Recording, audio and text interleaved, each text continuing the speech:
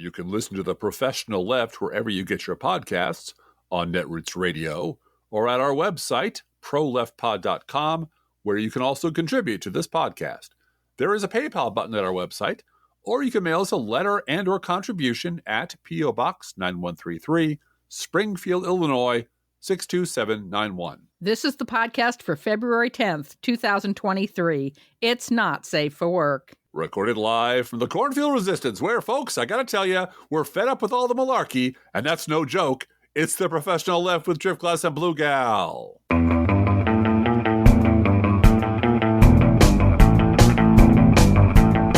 Thank you very much to the Brad blog for having Driftglass on with Digby. Uh-huh. And you can go and if you Google the Bradcast. Yes, the Bradcast, the Brad blog. And it was a good show. You were on with Digby and you discovered something about the calendar and Digby, right? I did. It was last month. January was her 20th anniversary at this blogosphere thing.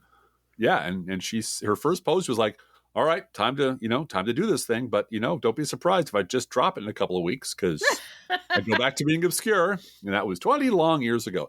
And you just had a 19th or 18th anniversary, right? Oh my God. I don't know. In November? It was 20. It was 2004. Yeah. So this year, November of next year of 2024 will be my 20th.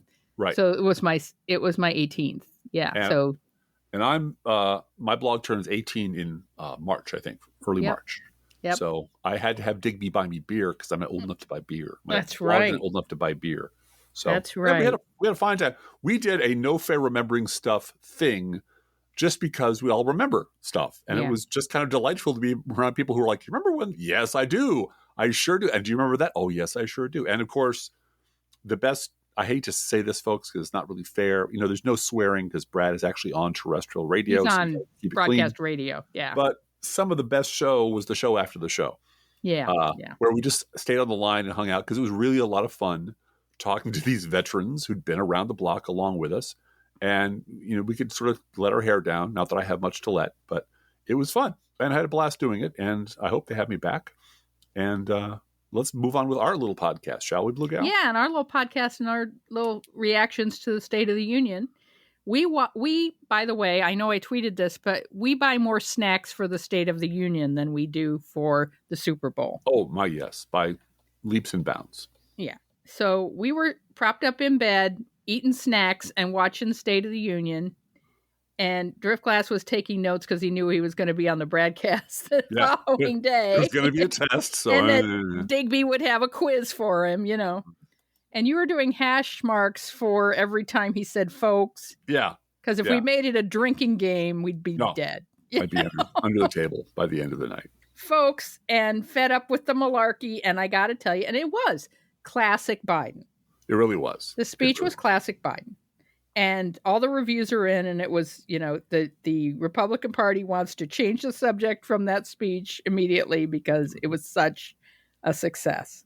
Yeah. In particular, engaging heckler Marjorie Taylor Greene, and allowing her to negotiate with him on Social Security and Medicare in front of everybody, in front of a live audience. Yeah. You said at lunch today that, this is one of the few opportunities that Biden has to speak to a large audience, wide swath of the American people, quote unquote. Mm-hmm. I hate that term, but the American people without a filter, without it getting cut. This is just, he's there to say this. Mm-hmm. And he just was masterful. Oh, I guess we've decided that we're not going to cut Medicare and Social Security. Yeah. Rick Scott went, what? Yeah. What? I'm not going to name the name of the person or people in this room, but they're in here. But it's Rick Scott, and he's sitting right over there. And he was chairman of the Senate Republican Campaign Committee 30 years. No, last year. Last year. He took all your money and threw it away. Yeah. But we found out right afterwards that someone at MSNBC listens to our show. Yeah, it's pretty obvious. Both Rachel Maddow and Chris Hayes were sitting there chatting and talking about Barack Obama visiting the Republican getaway or the retreat. Yeah. Which we had just spoken about on Tuesday's show. Literally. It dropped in the afternoon. It is an obscure moment in history lost to almost everyone. Nobody talks about it anymore. The only place you ever hear about it is on our podcast when Barack Obama went to Baltimore, the Republican retreat, and sat in a room with a bunch of all the Republicans, excuse me, and took them on the ACA for an hour and a half or an hour and 20 minutes, whatever it was.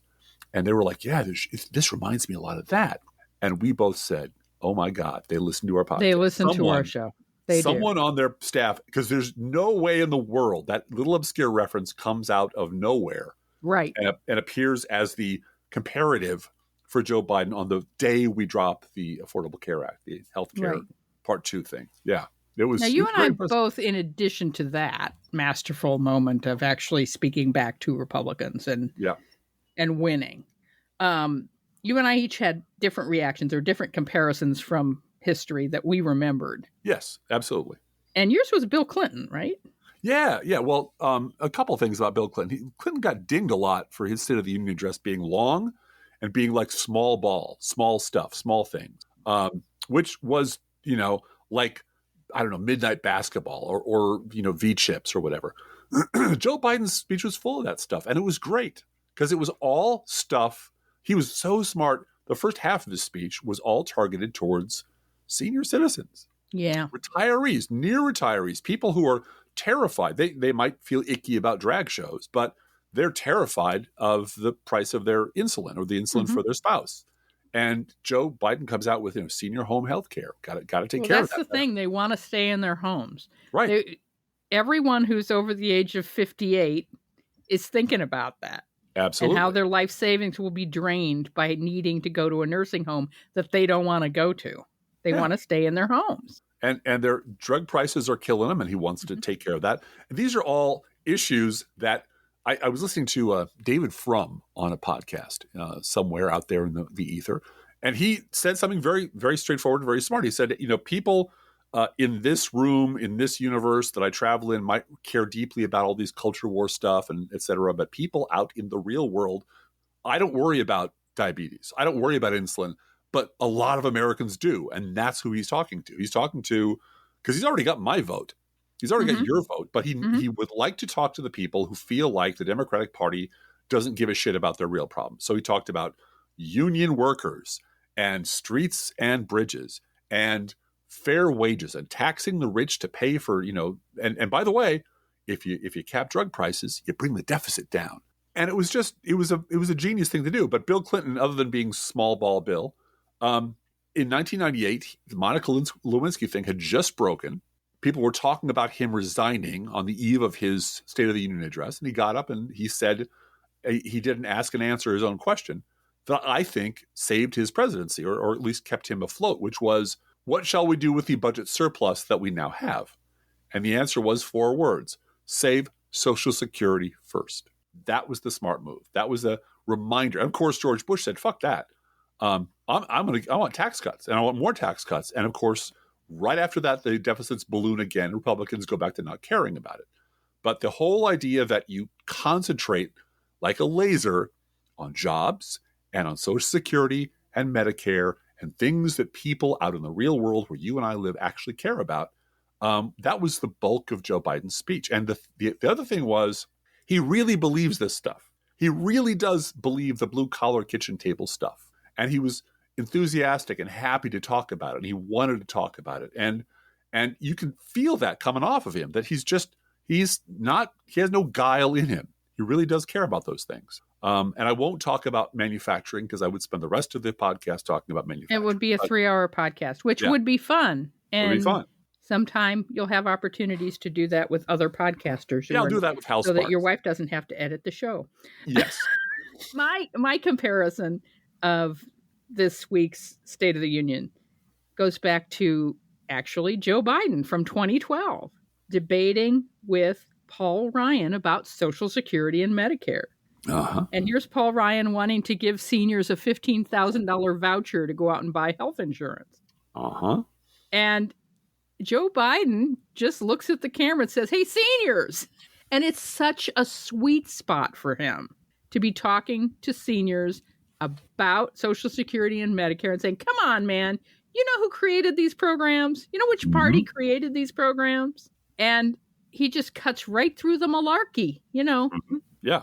And who do you trust to protect Social Security and Medicare? The guy who wants to give you a voucher instead of a guaranteed benefit? Of course not.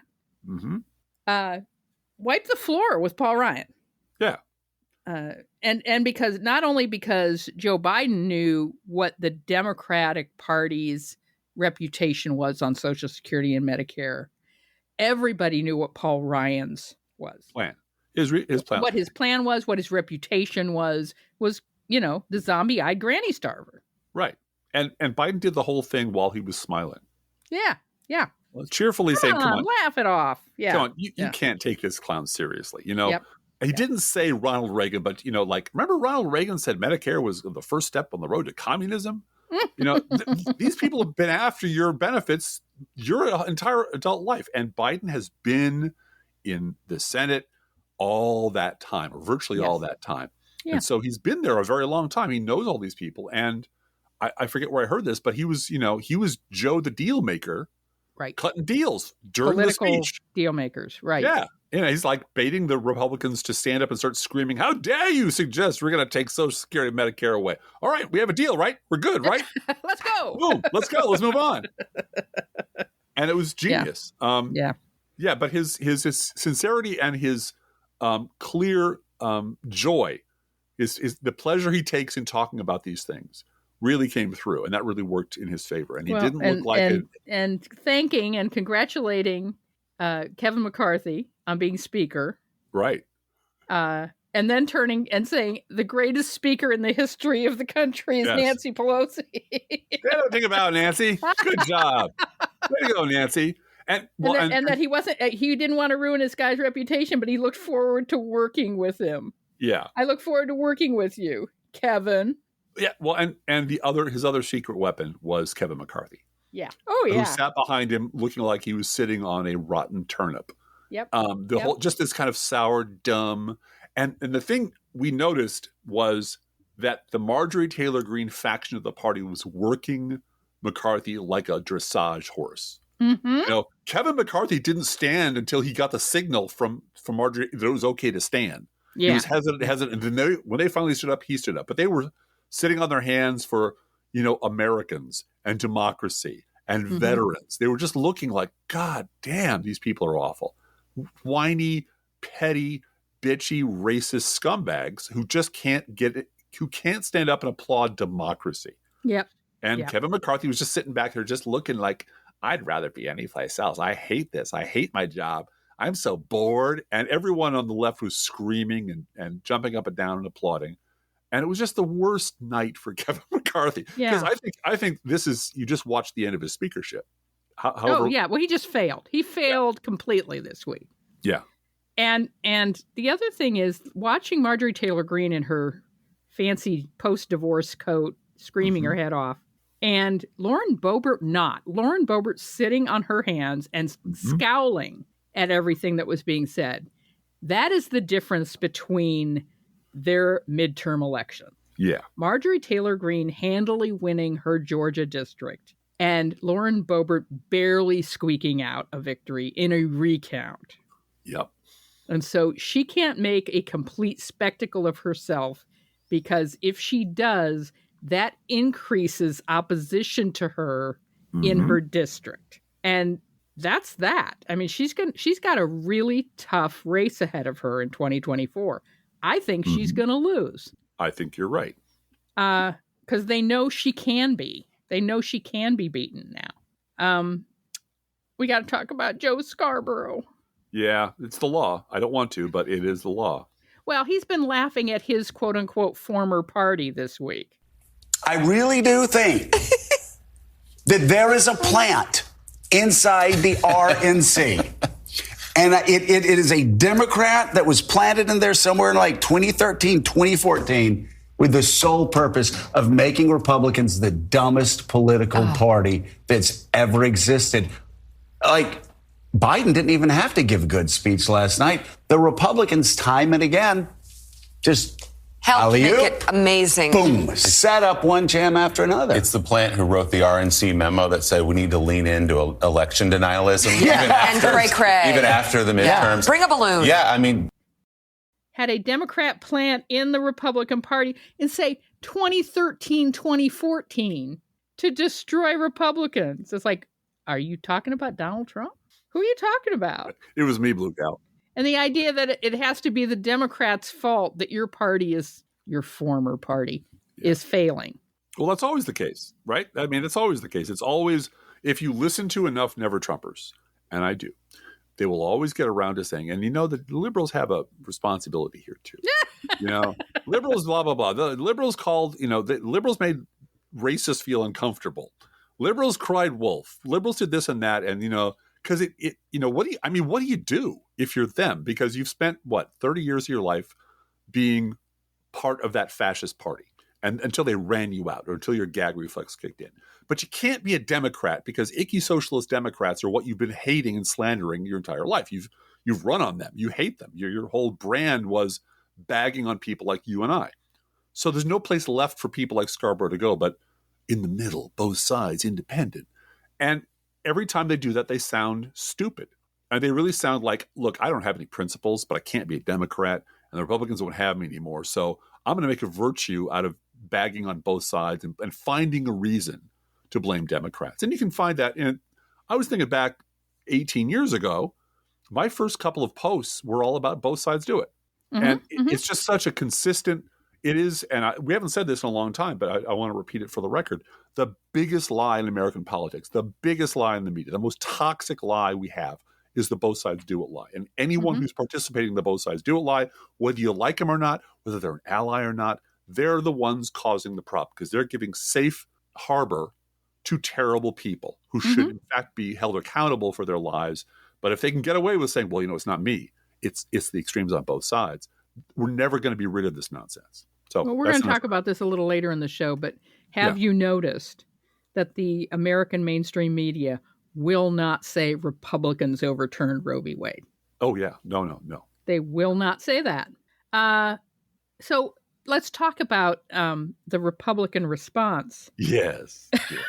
Which I watched through the Hal Sparks filter because I just can't watch those things without some sort of, barrier between me and that. But Sarah Huckabee Sanders and her faith and her surviving cancer, good for her. Good for her. All those, that's all good. But I couldn't figure out what she was responding to. She wasn't responding to anything. She wasn't responding to anything that Joe Biden said, anything that any Democrat has said. She was pre-programmed. I mean, it was just reading. It was like reading comments over at the Breitbart Breitbart Collective. It was just gibberish. It was a word salad of the most inane, paranoid MAGA talking points, just thrown together. And the bridge into it was, I wouldn't believe anything Joe Biden says, which is just a way of saying I didn't listen to a goddamn word Joe Biden said. Yeah. Because why bother? She is talking to the 28% of Americans who are lost forever to reason, who are racist, bottom-feeding filth, and who are the base of the Republican Party. And all she wants to do with them is what every other Republican wants to do with them, which is get them fired up and let them know that she's going to fight the evil satanic cult on the left. And that's what she did.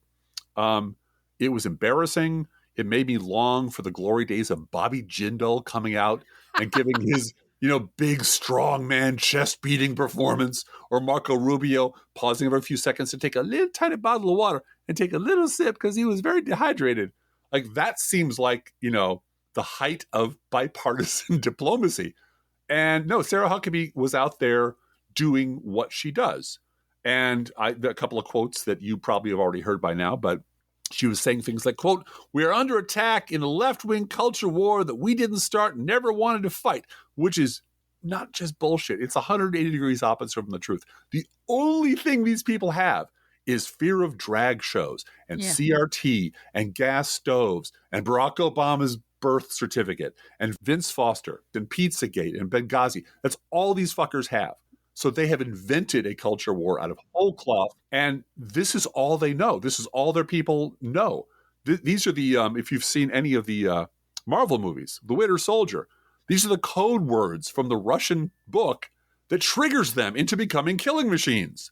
If you just say Benghazi, Hillary's email, CRT, they forget everything that's happened in the last 2 years, and they become the reliable, reprogrammable meatbags they've always been. And that's what she did. So here's another quote. Every day we are told we must partake in their rituals, salute their flags, and worship their false idols. And, quote, the dividing line in America is no longer between right or left. The choice is between normal or crazy. And, of course, she's right. She represents crazy. And normal means white. Normal means her. Her and the white trash that she is speaking for. But the weirdest dissonant reactions I heard, honestly, were between conservative women. Two of whom nominally identify as never-Trumpers, and both of whom clearly despise people like us, the Democrats. They hate the fact they have to work with us. One of them is Sarah Longwell, who does focus groups for The Bulwark and works with the New York Times and MSNBC, and she said Huckabee made her skin crawl. And Huckabee's fake, quote, slack-jawed delivery was utterly repellent, and Huckabee has dead eyes, and nothing she says is of any interest to her because Ms. Longwell knows that Huckabee knows better. She knows she's lying. The other person who directly counterposed for this also works at The Bulwark. It's the flatly affected Real Clear Politics lady who splits her time between cable TV on Fox News and cable TV on MSNBC, A.B. Stoddard, who thought Huckabee was, quote, a star. I think she's a comer now. And she said, quote, it was a very well-written speech. It was none of those things. None of those It was things, horrible. No. But she wants there to be a Republican Party she can go back to. And Sarah Sanders is the kind of creature who's going to make that party happen, I guess. So you got to say nice things. Oh, that new generation. She wants a new generation of Republicans. I do too. Which means you're leaving Trump in the dumpster, right. I take it. Well, yeah. And speaking of creepy Huckabee fans, Nikki Haley said, quote, congratulations to Sarah Huckabee on a powerful rebuttal. You crushed it. No. She might be able to crush, a beer can with her fist, but I don't think she can crush anything but that. It was a horribly creepy, awful, pandering performance. But speaking of Nikki Haley, who talks all kinds of nonsense these days because she really wants to grab a hold of that 2% of the vote in the primaries next year. Yes, she that does. Will get her maybe the vice, because she's running for vice president. She wants to be vice president, whoever. It could be Hitler. It could be Mussolini. It could be DeSantis. She doesn't care. She wants to be vice president for somebody. And this is her from a couple of days ago. And she just talks a lot of bullshit. Scary fact. When Joe Biden was elected to the Senate, the national debt was $430 billion. Today, it is $31.4 trillion. And you're supposed to draw the conclusion that Joe Biden personally racked up all that money on the national credit card. Well, you know what? When Nikki Haley was first elected governor of South Carolina, Abe Vigoda was alive and well. And now he's dead. Oh, my God. Yeah, now he's dead. So draw your own conclusion, Sherlock. I mean, I'm not saying that Nikki Haley killed Abe Vigoda, but it sure looks like she must have had a hand in it. I think it sure looks like it could be. In fact, there's a whole lot of people that died between. Maybe if Nikki Haley hadn't been governor of South Carolina, Abe Vigoda would still be alive today. He was a national treasure, okay? And now he's gone, and Nikki Haley was in office during some of that time, and I think you can draw your own very logical conclusion between A and B, A.B. Vigoda, if you will, A.B. Stoddard. Now I'm turning into Glenn Beck, so not me now. Anyway. And that was the other thing that Hal Sparks had on was Glenn Beck's State of the Union response. Oh, God. Which was, he said that Joe Biden thinks that the government can tell private companies how much to charge for their goods without mentioning that it's insulin we're talking about. Yeah. Not one time in his entire rant did he mention the word life-saving insulin. Well, that would have screwed everything up. Yeah. Just speaking of responses to the president's State of the Union, there was a Forward Party response, and Andrew Yang said, "Hey, dudes, come and hang with us and listen to our response to the Forward Party." The Forward Party's response to the State of the Union, and there were like 7 replies. There was like, "Nope, hard pass. Nope, don't care, don't want to hear it." You're not a real party. And our friend Steve said he totally missed it. I know. I missed it too. I'm sure it's out there on YouTube, and I'm sure I'll watch it someday when I have literally nothing else to do. But hey, way to go, Andrew. You just keep pitching, boy. You're gonna get one across the plate yet. So I made you giggle yesterday, Driftglass, when I mentioned to you that I said, Driftglass, do you know that the Iowa Republican Party wants to let 14-year-olds drive to work in the mines? Yeah. And that's a little bit of hyperbole, but not much. Yeah. As you put in our notes, will Iowa start a Take Your Parents to Work Day if they succeed in rolling child labor laws back to the days before the 1938 Fair Labor Standards Act banned the labor of children under the age of 16 in mining, manufacturing, and other dangerous industries like logging. Not that there's a lot of logging in Iowa. Yeah, I was wondering how much logging goes on in Iowa again? I don't know. Yeah. Blogging maybe, but logging, no. Oh, man. I had to cross-post this at Crooks and Liars, but it's from Common Dreams. Quote, labor advocates on Tuesday decried a business-backed bill, of course, introduced by Republican state lawmakers in Iowa. Now, I want to repeat that. That sounds like just an introduction, but it's a really important thing to note. A business-backed bill introduced by Republican state lawmakers. That means business lobbyists wrote the bill. Yes, they did. Absolutely. And then their little employees, the Republican state lawmakers in Iowa, walked it in and introduced it as actual legislation in the state of Iowa. It would roll back child labor laws so that teens as young as 14 could work in previously prohibited jobs, including mining, logging, and animal slaughtering, provided they're in a work trainee program. Yeah, exactly. In other words, it's work study, right. I'm job shadowing the guy who butchers hogs. Okay. Yes, exactly. Yeah. And I'm 14 and a half, and at 14 and a half, under this bill, I'm allowed to drive to work. Yeah. Look, if your family has owned a farm for 3 generations and are used to handling farm animals, I can understand dad or mom asking you to start working out with some of the nastier tasks or more in the summertime when you're not supposed to be at exactly. school. And some of the more difficult. 4-H is a wonderful program. I was in it for about a year when I was a young man.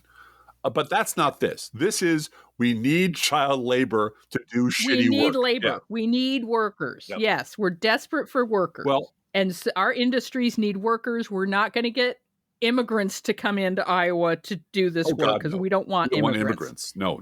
We want white kids to come and work for us for minimum wage. Yeah. And we want them to easily get to the workplace and work for us because we don't have enough workers. And they will not lobby for more liberal immigration policy. No, just the wall. Because that would solve their problem. In Springfield, there's a lot of talk about how do we keep the young people here when Chicago is so close by? All the time. If you'd like to create a system that will launch your children the hell away from your community, as if by catapult, asking them to participate in work study in mining, logging, and animal slaughter is right up there.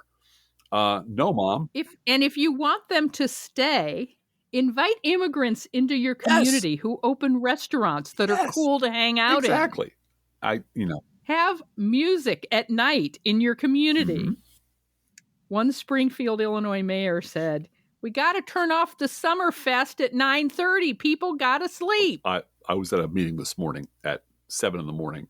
where we were joking about that before the meeting started. Were you? At your community organizing meeting at 7:30? Because both of us had lived in Chicago for a while. Like, Jesus Christ, this town. Good God. People are trying to sleep. Turn down that damn... Turn down the Black Oak Boys. Yeah, turn down old people should be able to sleep in peace far away from the center of town. From the downtown. Right, the young people are trying to keep your community alive so that you'll have retirement homes and Social Security coming in, etc. And anyway, you know what? In addition to Iowa, in logging and mining and animal slaughter, there is apparently a labor shortage in the top tiers of the American pundit system. Oh, no. Yeah. Apparently, the first tier of the American political opinion having system doesn't already have enough privileged white, recently former middle-aged male Republicans who, goddammit, have a thing or two to say about what's going on in this country. Things that need to be said. And so the New York Times has hired themselves a third auxiliary break glass in case David Brooks retires, very serious and humble conservative defender of the conservative faith, named David French. And David French, if you know him at all, you know him as a third-tier writer over at the National Review for a number of years.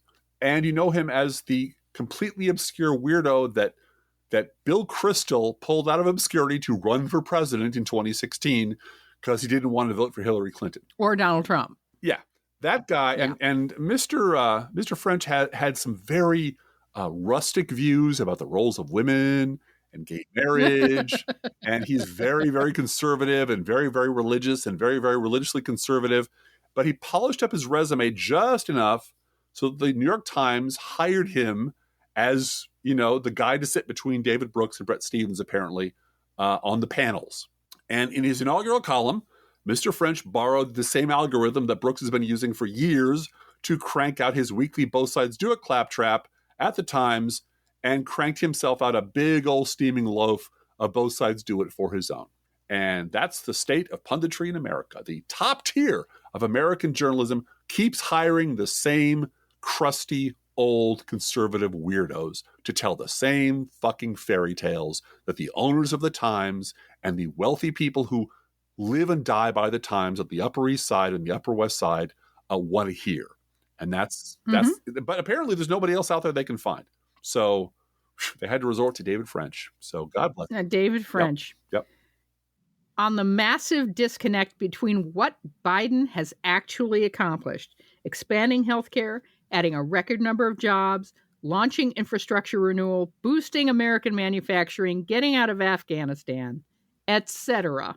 A new ABC News survey shows most Americans don't think he's accomplished much. This is another measure of how bad the mainstream media is failing with their both-siderist nonsense. Yep. As Joni Mitchell sings, you don't know what you've got till it's gone. And Republicans are now being told to put up or shut up on the budget, and they're coming up with things like cut healthcare subsidies and take away student loan forgiveness. Yeah. Hey, that'll get you elected. Bold strategy, Cotton. Let's see how that works out for them. And on topic, again, airbag moments on Twitter noted. A Washington Post article about people being denied abortions who physically needed an abortion to survive. Does not mention Republicans, does not mention Christian evangelicals, doesn't mention that it's the right-wing Supreme Court that took away this right from sick women who have a physical ailment that requires this life-saving care. That should not be controversial. No. Well, and wasn't until the Supreme Court decided that they should run this issue. Yeah, the conservative members of the Supreme... The Republican appointed, lying, conservative kangaroo court deciding this. Well, and the conservative Republican state legislatures who jumped on the chance to take away women's health care. Well, you can't have a horse race, Blue Gal. You can't call yourself objective journalists. Yeah, if you actually blame the people who actually did it. Yeah, you can't. People, and those people, based on January 6th and everything else that the Republicans do, I think that people who report honestly on the truth of going on in this country should be given combat pay. Yeah. Hazardous duty pay, because those are the sorts of people who will show up at your house. Yeah. And will show up at your workplace and make your life a living hell, because they know that Jesus is on their side and that Democrats are Satan. And I think at least part of it is just corporate greed. We don't want to call out the people who are doing the bad stuff because that will lose us readers. But part of it, I got to believe, is fear.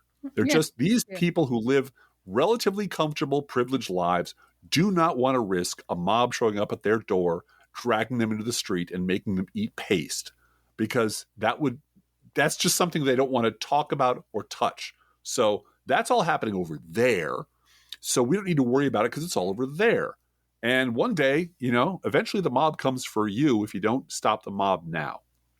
But they don't seem to get that. Well, women voters are coming for you. And we've seen that over and over again. And actually, the Pennsylvania state legislature secured this past week a Democratic majority to protect women's rights in the majority now.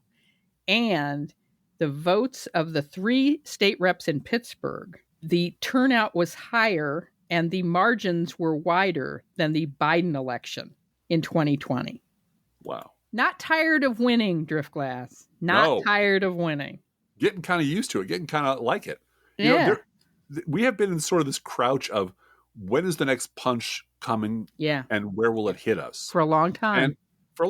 And so it's, we are by nature a cautious, glass half empty-ish kind of people. Mm-hmm.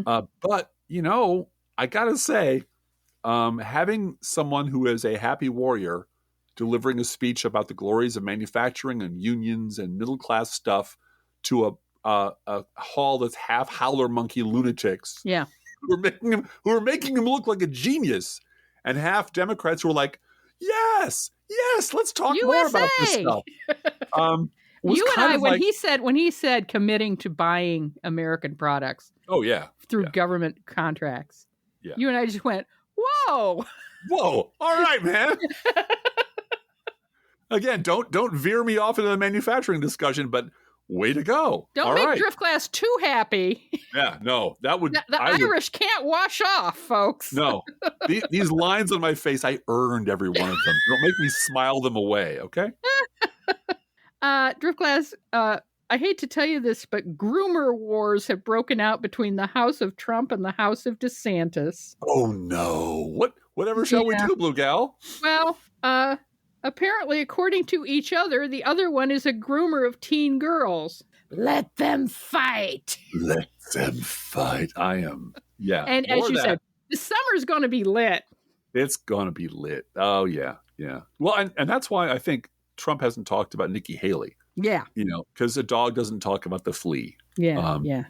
She's just, and it is to his advantage to load up as many losers in that field as possible. Yep. So they can all fight each other and he can just stand by and pick up 30% of the vote and sail through the primaries. And do you think he's going to show up for any debates? Why would he? I would. Why would he? Unless, last time around. Unless they can hold it at Mar-a-Lago. Right. And he can charge them rack rate plus 30%. Yeah. Which he's doing. He's doing that with all of the Save America PAC fund money. Oh, yeah. No, he's having parties for House Republicans at Mar-a-Lago and then paying for it into his pocket. The Republicans didn't really have primaries last time. They didn't have a platform. Yeah. He blackmailed them into only having the debates he wanted in 2016. Yeah. So why wouldn't he? I mean, as long as he's got an army of foaming at the mouth racist lunatics he can unleash on them and promise to make their lives miserable and promise to drive their stock prices down and promise to stop ever watching Fox News again, he can make any demands he wants. And I'm sure he will. And he has a secret plan to end the war in Ukraine, Driftglass. He does. It's called Ukraine Should Surrender. And Putin should let me put up that building in Moscow I wanted to put up all this time. Don't forget that was Nixon. That was not new to Trump. No, I got a secret plan to win the war. Yeah. Yeah. Uh-huh. Yeah. And that's an old Republican trope, folks, from 1968. Yeah. And I think there was a George Carlin routine about, the plan is to leave through Laos, Cambodia, and Thailand. Exactly. Yeah. Bomb our way out. It's the overland route. It'll take a little longer. But Trump's secret plan for Ukraine is like his secret healthcare plan, which is in 2 weeks. Just elect me and I'll figure it all out. Don't worry about it. It'll be easy. It'll be super easy at a quarter of the cost. Yeah. And I'll have it written out for you in 2 weeks. Another tragic casualty of the deep state liberal cancellation army, James O'Keefe of Project Terrorist. I'm sorry, Project Veritas. I always make that mistake. That's just a slip of the tongue. He is on paid leave right now, and his right-wing slander factory is, quote, racked by unhappy donors and O'Keefe's outright cruel behavior towards his staff, according to an internal memo signed by a third of its employees. Now, I don't want to know what sort of filth would work for James O'Keefe, but apparently they're complaining that he is being mean to them. They allege that he wasted money on, quote, his theater dreams. He berated staff and even took a sandwich from a pregnant lady. Working for O'Keefe at Project Veritas can mean being, quote, publicly humiliated by him in what amounts to, quote, public crucifixions, and even being required to take lie detector tests, his unhappy employees wrote in this memo. This whole he's an asshole boss might be a smokescreen for the fact that he might get charges against him on the Ashley Biden diary. If you don't know about that story, you should Google it. Ashley Biden's diary is in the hands of Project Veritas, and the prosecutors very much want to know whether he knew it was stolen or not. Right. Why didn't he ask? It's not about him paying for it, because that's legal. Right. You can buy, materials from a source. You can pay a source. It is about whether or not he knew when he got it that it was stolen. Uh-huh. And that's a no-no. If you know it's stolen and you buy it anyway. And the two people who are charged with stealing it are cooperating with the FBI. So, oh no. Yeah, it's not good. And yeah, it could, him being an asshole boss, everyone believes that. Sure. He's a monster.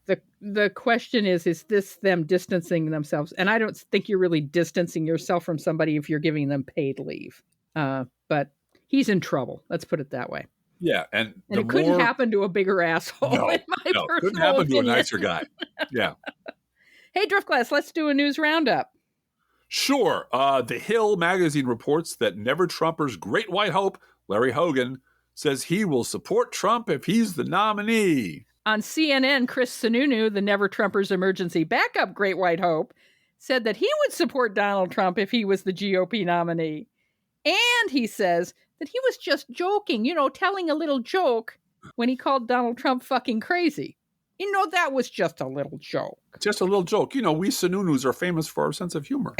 And I gotta say, the number of heartbreak, moaning and, oh my God, not Larry Hogan too, not Chris Sununu from Never Trumpers, is, a little bit like music to my ears. They can't believe that these Republicans that they trusted turned out to be spineless, awful people. You could ask literally any liberal, and we would have told you this was your party, but you didn't want to listen to us. So they keep pinning their hopes to people that just collapse immediately afterwards. So, and they, of course, they don't want to be Democrats. So they're left just kind of looking at each other going, I wonder what happened to our little party. Well, again, ask a liberal and we'll tell you. This week, Democratic Representative Jerry Connolly flipped the GOP's Hunter Biden freak show on its head by asking questions about what Donald Trump had demanded of Twitter executives. Per the Rolling Stone, quote, Twitter kept entire database of Republican requests to censor posts, unquote. And it appears Jim Jordan forgot that his witnesses at Hunter Biden's Twitter file hearings would be under oath and that his Democratic colleagues would be given camera time. Oh, no. Yeah. I hate it when that happens. Show me in the Roberts rules. Oh, God. You're right. Okay. P.S. This is why Tucker Carlson talked about, quote, abortion as human sacrifice on Wednesday. Yeah. Yes, he really did that. Yeah, he was not going to talk about the Twitter files on his show because that went so dramatically bad. Oh, yeah. It was gloriously awful. So he pulled out his, he has a random file of things that he can outrage his audience with. Right. And one of them is abortion as human sacrifice. Yeah. Literally. Yep. Which is, you remember 2016, that was Carly Fiorina's big thing. Uh-huh. That Planned Parenthood is chopping up babies and selling their parts. Killing baby parts. That's what liberals do. And, call me crazy, but I tend to remember Liz Cheney talking about how Democrats all across the country are sacrificing live babies outside the womb. They're murdering them outside the womb. That's pure evil. That's, Glass, I want to tell you something. Mm-hmm. I have read Marsha Blackburn's report from the Baby Parts Committee that she had. Oh, Lord. And where her committee in its entirety recommends continuation of T stem cell research. And they slid that report under the door between Christmas Day and New Year's. Oh, God. Because they wanted to have on TV we're so concerned about Planned Parenthood selling baby parts.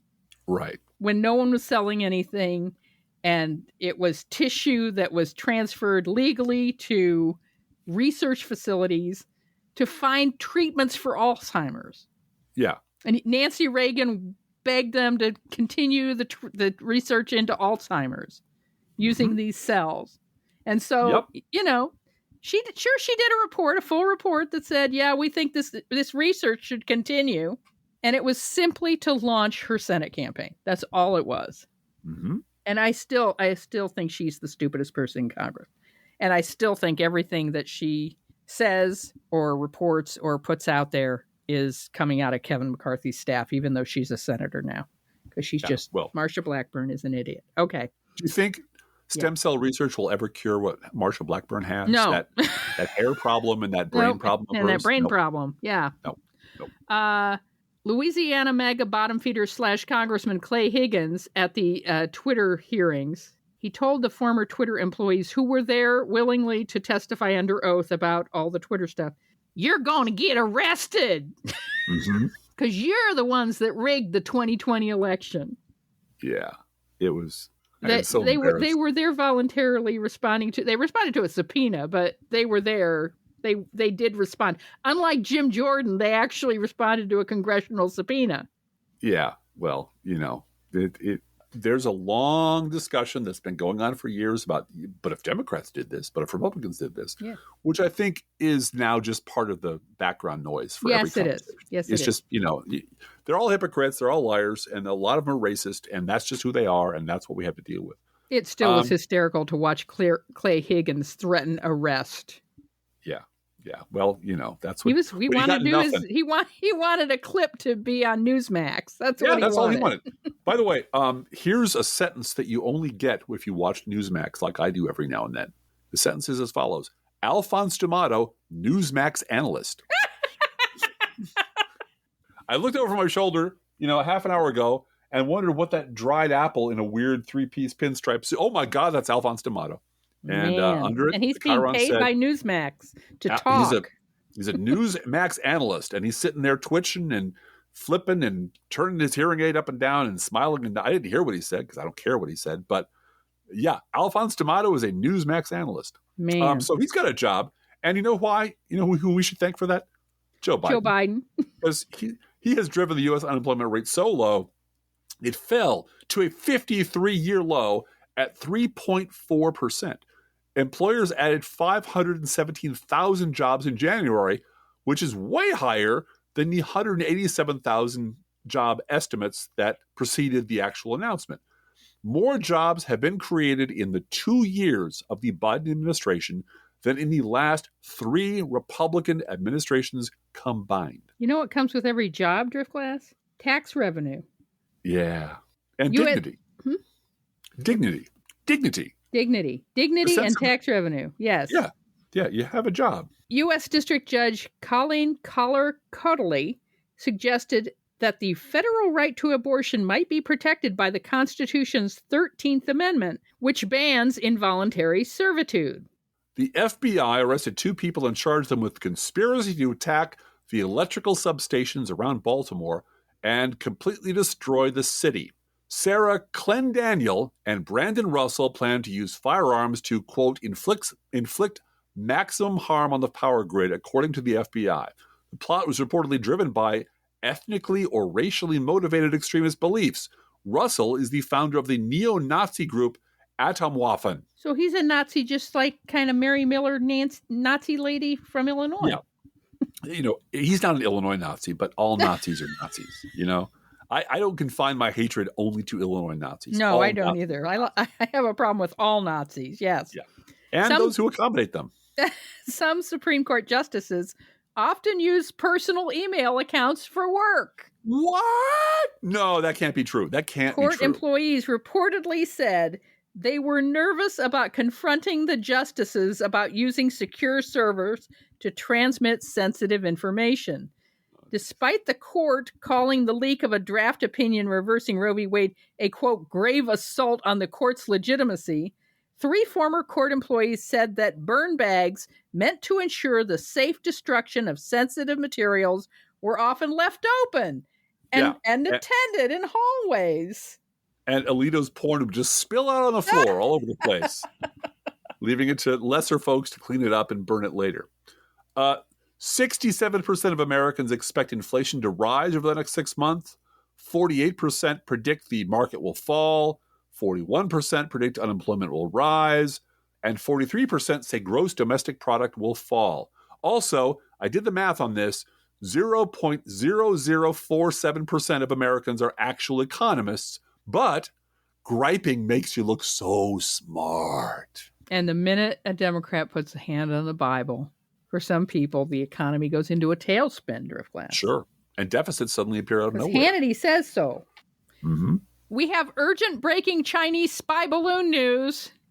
Mm-hmm.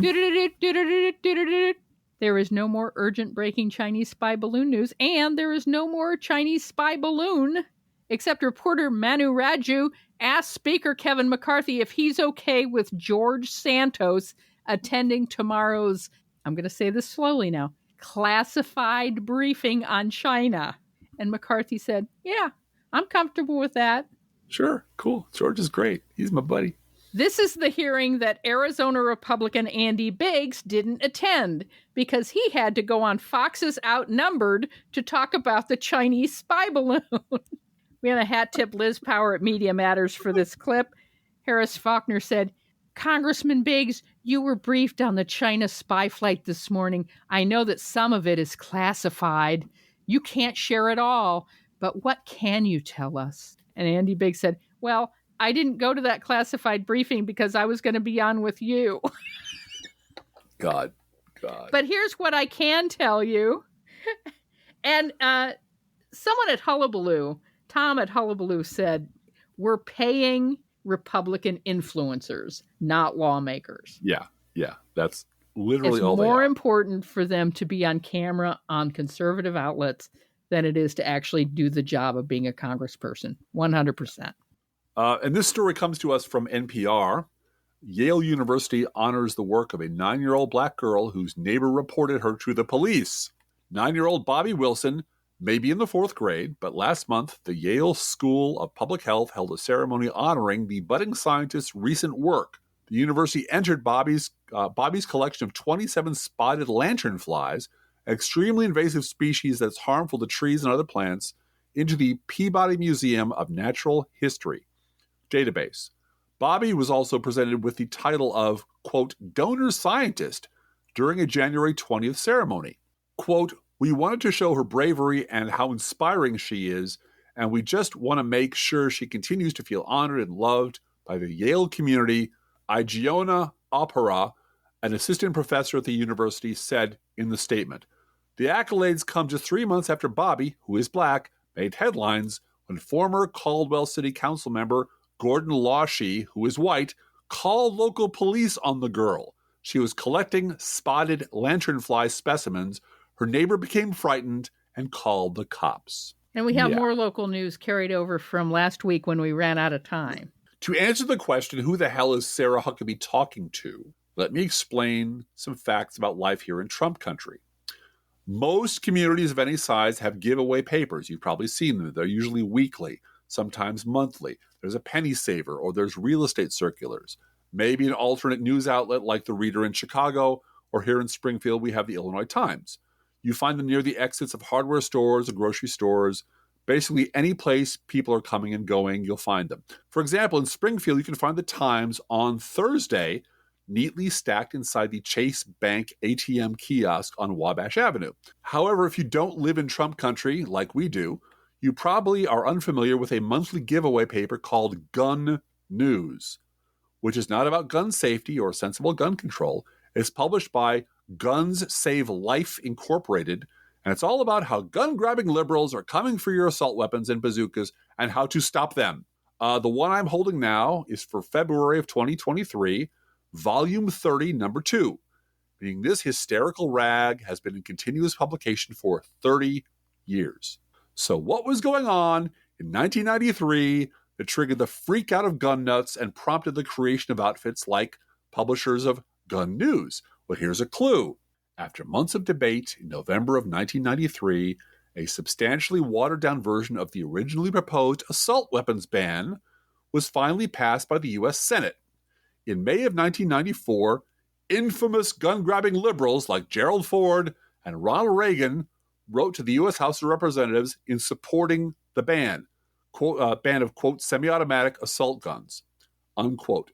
They cited a 1993 CNN USA Today Gallup poll that found 77% of Americans supported a ban on manufacture, sales, and possession of such weapons. 30 years later, here's what you see in some of these stories. This is the headline from that paper, Gun News. The headline is, "See you in court," which refers to new restrictions and registration guidelines Governor Pritzker has signed into law. The Protect Illinois Communities Act, or PICA, bans the sale or transfer of assault weapons. People who already own such firearms will be required to register them with the state government by January 1st, 2024, once a system for registration has been created later this year. The law also, quote, caps the sale of high-capacity ammunition magazines, bans switches that convert legal handguns into assault weapons, and extends the ability of courts to prevent dangerous individuals from possessing a gun through firearm restraining orders, unquote. Since the passage of PICA, most Illinois county sheriffs who are elected by the voters have announced they will not enforce the law. Some sheriffs, like Jeff Connor of Madison County, cite the Supreme Court's radical Bruin decision last year as justification for not enforcing the law. There is also an editorial, and the whole paper is one long editorial, entitled "Go Pound Sand! Sheriff's Message for Pritzker." There are pages going into detail about various crimes committed in Chicago because the goobers down here hate Chicago for all the usual paranoid racist reasons. There are reprints of the National Review articles about how awful Pritzker is and those gun-grabbing liberals are. There are tons of ads for guns and gun shows and gun paraphernalia. The editor of the paper has announced what he calls Operation Ridicule, which is that it's the time for niceness is over. We have to screw these fuckers up. So don't walk around with your moron labe thing on your arm or make threats, but attack them personally, attack them in public, call them out in public meetings, insult them personally, make up scandals about them, because you have to humiliate them and break them or they'll win. So it really is. And he quotes like Saul Alinsky. Wow. These guys are obsessed with Saul Alinsky and with George Soros for obvious Jewish-based reasons. Mm-hmm. But the communist Saul Alinsky has taught us that the best way to take on these monsters is as follows. And it really is this whole strategy for ridiculing and debasing people that you don't agree with to advance their insane gun agenda. The problem with that is, of course, if you don't respect the people who are ridiculing you, it doesn't work. And nobody respects these people. Yep. If no one respects you, then it doesn't matter. Oh, and they really, really hate Moms Demand Action. Oh, yes, because we're effective. Yeah. And the cartoons, the crudely drawn cartoons they make of them are just horrifying. Yeah, I'm sure. But these are the people that Sarah Huckabee's talking to. Yeah. Whose brains are just, lost to reason. A federal judge wants answers from a Springfield man who was convicted in the January 6th breach. The federal judge in the case, this man was from Springfield, Illinois, convicted for his role in January 6th breach in the U.S. Capitol in Washington, D.C., entered a minute order Friday, citing a State Journal Register article posted Wednesday. Judge Amit P. Mehta signed the legal document, giving Thomas B. Adams Jr. until February 10th to answer why the court should not vacate his conviction in light of the statements made to the newspaper.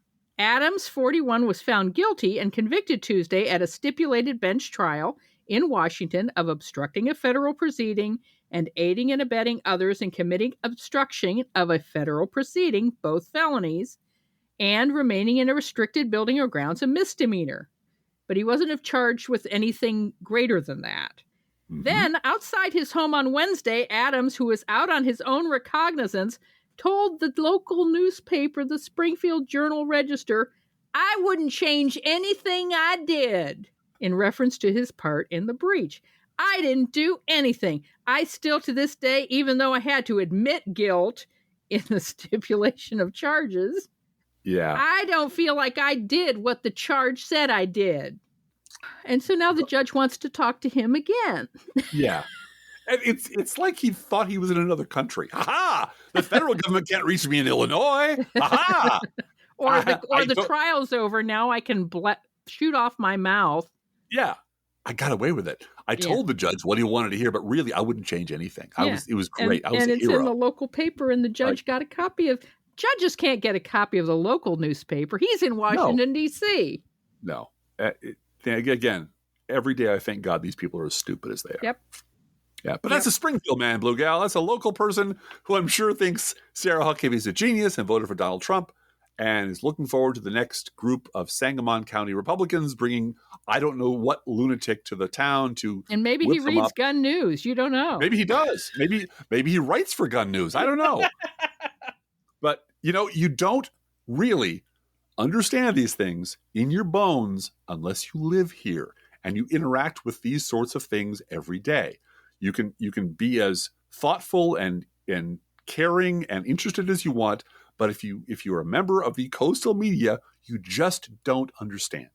And that's the one thing I think we can bring to the conversation that almost nobody else can, which is we live here, we understand this is our everyday life, and that perspective is one which you can't find anywhere in the media except in the occasional State of the Union address by President Joe Biden. And we have a thanks to alert listener Steve from WGLT NPR from Illinois State University. Amid unprecedented prolonged revenue boom, state finds budget breathing room. And there are quotes in this article from State House Republicans as well as Democrats that they're actually able to plan ahead in Illinois now for a budget. They have bigger rainy day funds than ever and a budget surplus and able to pay their bills on time. And as I said on Twitter, shorter Illinois politics, we legalized pot. Yeah, we legalized pot, and now we have revenue. Yep. Each week we post to our Facebook page and website an Internet Kitty sent in by you, the listeners. This week's Internet Kitties are Rocky and Jazz. Rocky and Jazz are two beautiful Siamese kitties who were supposed to be foster kitties, but showed up at this particular house and said, #fail, this is our forever home. We live here now. And of course, Rocky and Jazz eat freshly poured cat food, our fake sponsor. Whether you serve pet store perfection or dollar store dreck, your cats will sit on the kitchen floor and demand that the food they eat is only freshly poured. Freshly poured, freshly poured. Oh, my Lord, it's freshly poured.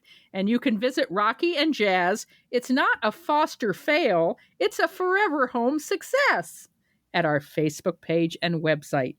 And you can send your Internet Kitty, dog, or other pet to us at our email address, proleftpodcast@gmail.com, where you can also write to both of us. Feel free to write us. We love hearing from you. Be aware that if you write us at any of our addresses, we reserve the right to read your email or U.S. Postal Service, go Postal Unions, letter on the air unless you say otherwise. #Fire to Joy. Don't forget our gourmet coffee guideline. If you can afford to buy an espresso-based beverage for yourself, buy one for us. This is not charity. This is a full-time job. Lots of listeners support this podcast with a contribution, and you can too. See our website, proleftpod.com, for details. Our PayPal, postal address information, Patreon, merch, all of it is there at proleftpod.com. And if you need our mailing address, if you want to send us a card or anything, that's there too. So if you forgot anything, you don't have to write it down. Just go to proleftpod.com. It's all there.